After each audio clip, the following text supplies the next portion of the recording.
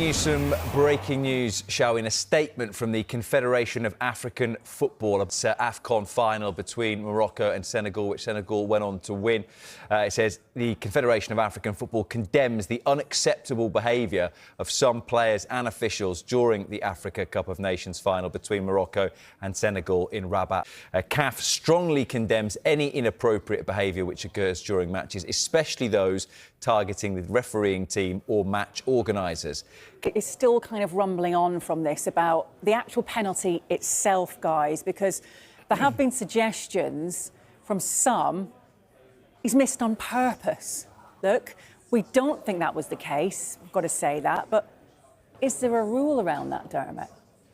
Why would he miss on purpose? You know, he's going to throw away the chance to win the African Nations Cup for his home nation in front of his home crowd. It's just, it just wouldn't cross his mind. Because he was that distraught, he was crying. Even when he went to collect his top goal scorer trophy at the end, he just wanted to walk off the stage. Yeah. But what do you think of the decision for him to take a penalty? Even take the penalty. Like, there's no way that I'm going to stand there and do a penalty. Like, again, like, you do it maybe if you're... I mean, we have seen some players doing it, like Pirlo and Zidane and people like that, but, I mean, I can't believe he fought for years. I mean, I've missed a penalty and I've hit it well. And in my mind, I'm like, oh, why did I do that? It's interesting to say about the time, because I took the penalty for every team I played for, and fortunately, I never missed.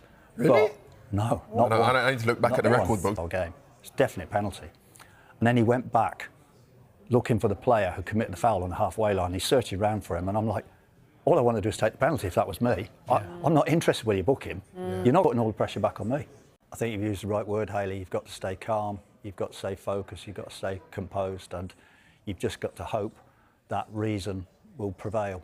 And as it did, I think it's Mane, wasn't it? He stopped on the field. Yeah.